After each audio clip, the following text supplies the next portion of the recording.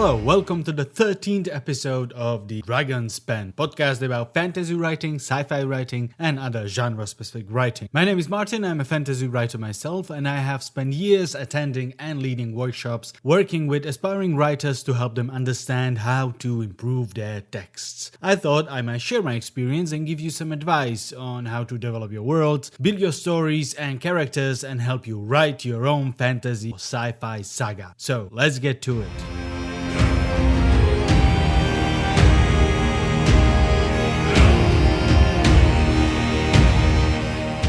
This week's episode name is I Ain't Got Time to Be Tired, and I will be continuing in the NaNoWriMo topic on how to write an entire first draft of your novel in a single month. Last episode I talked about shortcomings of discovery writing for aspiring authors. So apart from jumping into writing unprepared with just an idea of how your story unfolds, there is another thing that can really stop you in your tracks when you try to finish your first draft. I remember talking to an aspiring author once, and they said they write like an hour and a half, maybe 2 hours a day, which, is fine and well, and is actually a great deal of time if you manage to set it aside, each day. But what really struck me was what the aspiring author said right after. So after this hour and a half, maybe two, they were just too tired to continue writing. And that writing is exhausting. And I have to say that came as a bit of a surprise for me. So let me explain. Apart from my writing, the stories I do in my free time, I do get hired from time to time to write a script or, some little thing, some text. And those are in fact exhausting. But my own writing, that I can get enough of. I get annoyed when I have to stop before I reach the end of the chapter. And even if I get stuck from time to time, sure, everyone does, but still, I want to carry on. I want to finish, stuff that I set up in my mind. I suggested to this aspiring author, foolishly, that they might be bored by their own text, which was met with a lot of defensiveness and, some open hostility as well. Now, I get that, especially in the early stages of writing, aspiring authors get easily pissed off in any sign of criticism, which is, understandable. The hell I get annoyed when I was handed edits of my last book. My wife had to gently take me away from the computer and force me to relax. I was furious with the changes the editor suggested, but I actually accepted most of them eventually when I was calmer. So I really get being annoyed and getting defensive. However, I still think there might be a problem there if the writing is exhausting. So what do you do if writing your own story feels tiring, especially when you're trying to finish your first draft?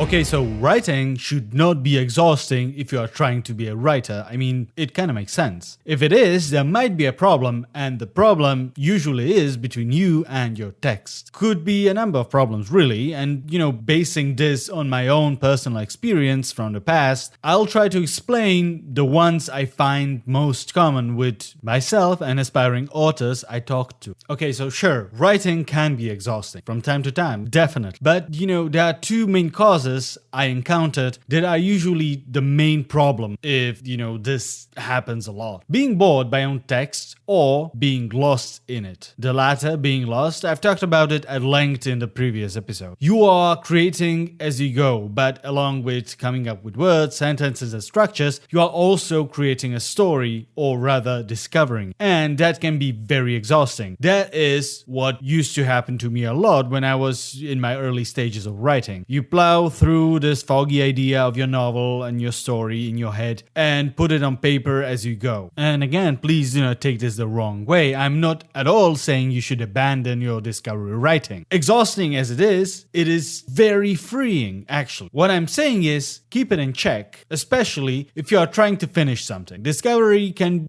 keep you discovering for like, I don't know, 9 books. And then a new Wheel of Time is born. Sure, it is not a bad fantasy epic, but damn, I had to stop by the book 4 because it was just this never-ending journey that I was not really into taking. There is time for discovery and time for planning, for editing, and so on and so forth. So as long as you can use those techniques in a way that are most powerful, you can really have a good time writing. Think of your mind as a computer. Along with running a task of actual writing, constructing sentences, looking for synonyms and such, you are also running a task of plot development, character development, and even world building. No wonder it is exhausting. It is a lot to do. Reducing those tasks can keep you, just writing. That might be what you really need when you just power through your text and you feel like,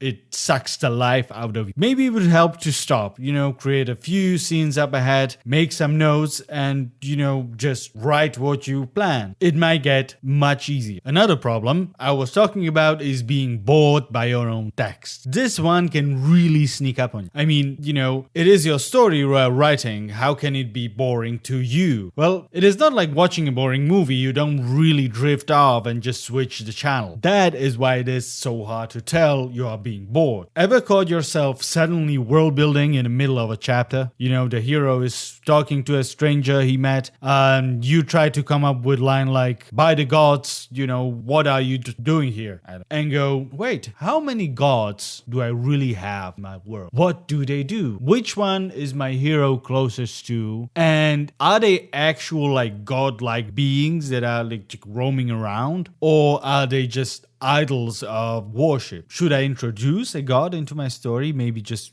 make the stranger my hero met a god and you're gone. That is not planning. These questions don't really affect your story until you decide to do something with those. It is just world building most of the time. And you know what happened? World building is relaxing and it is chill and there is much less pressure, and therefore it is, place you naturally drift off to while you trying to finish your story. All of a sudden, you realize creating your world is much more fun than trying to figure out the story that happens inside your world. And it actually is. It is relaxing. It is, pure creativity. There's no criteria, no, margins to fit into. I mean, what's wrong about that, right? Well, nothing really. It just tends to get in a way of actual writing. That is literally the only problem. You can easily reach the point where world building is much more fun than the text you are working on, and hence you're bored by your own text.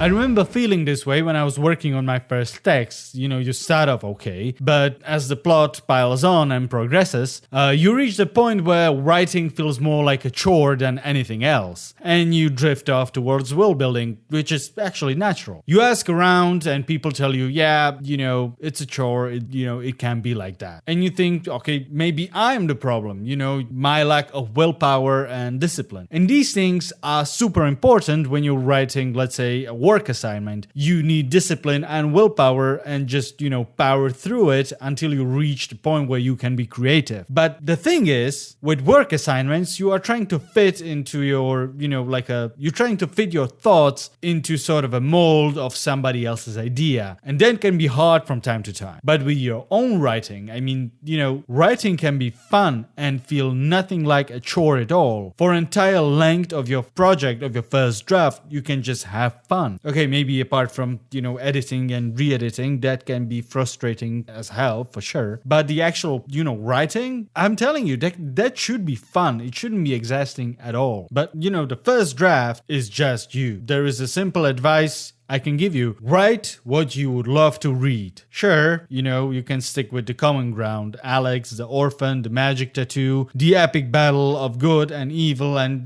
stuff. That is a fantasy epic. That is what fantasy epic should feel like, right? On the other hand, maybe I don't want Alex to be a teen that, has to learn and has to discover himself. I don't feel like writing it. I don't feel like reading it. So, to hell with that. I want Alex to be a let's say, a badass, a retired hero that just doesn't do the heroing thing anymore. And, he has a dragon. He rides a dragon right from the bat. Why not? The evil, in a hill awakes and attacks the village, and Alex just swoops in from the ground, from the sky, on a dragon he owns and starts kicking ass. Sure, there are plot devices and character development rules you need to follow, but these usually, make your story all the more fun, actually. Sure, Alex can be this godlike warrior, but where is the fun in that? It's like playing, on god mode throughout the whole game.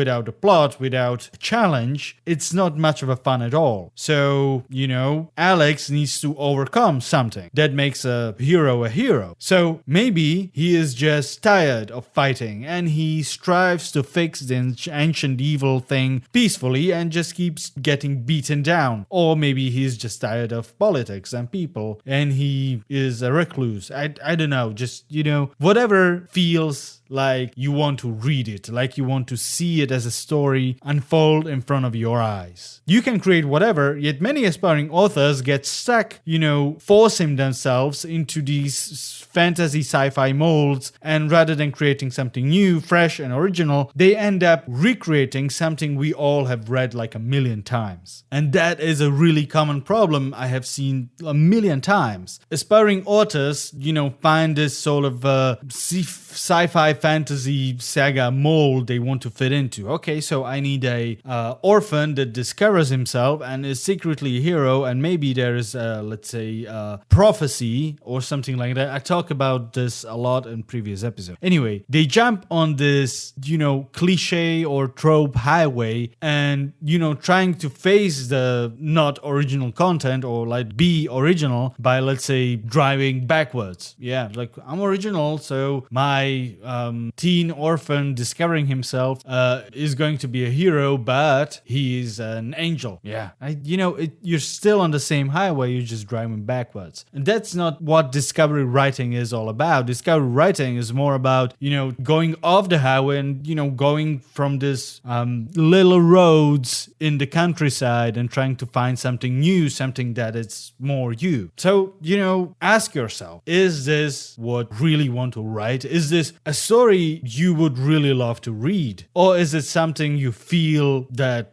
fits into this fantasy sci-fi saga mold? Because when so, it can be exhausting because you're trying to fulfill the idea, or rather fulfill someone else's idea of what your text should be, rather than fulfilling yours. And I know this sounds very abstract, but just, take a moment and think about what you would really love to read. A combination of characters, a world, and stuff like that. Many aspiring authors do research like, okay, I've seen this world and this sort of character, so I'm going to try to go in between and find some original content there. I talked about it in, I think, episode 3. And this can lead to yourself being just kind of forced into this highway you don't want to be on and you don't necessarily, enjoy. And you can get stuck and bored and exhausted by your own text. So if you are not writing something you would like to read, there is a lot you can do. You can go back and review, change a few things. With some planning, you can still make your story fantastic and make it yours. The thing with planning your story is you can plan scenes to look forward to. Nothing is stopping you from,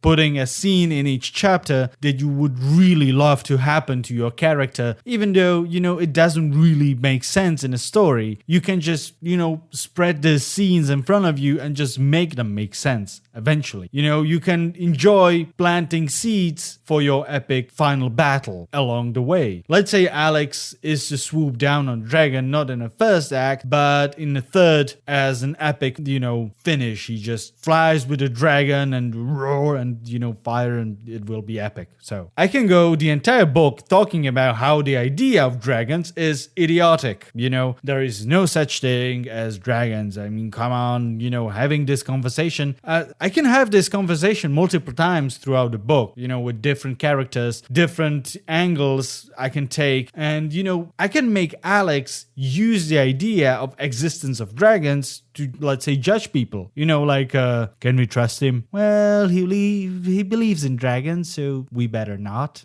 And then, boom, Alex on a dragon. Why not? Looking forward to your epic end of your story can really drive you forward, provide you with enthusiasm. And if you spread the scenes, or rather, situations you enjoy your hero undertaking through the whole book, not just the end, you can have wonderful time writing your story, from start to finish, pretty much. Something you want to see in your story can really drive you forward and help you along. Something that should be in this particular story can usually make you run in circles and not understanding why you are stuck and exhausted. There's this thing that people tend to forget when writing. They say stuff like, I have to write another 500 words today, or I have to finish this chapter by the end of the week. And I get that. It's kind of a discipline over creativity. Sure, in certain types of work and projects, this can be very helpful. But at the same time,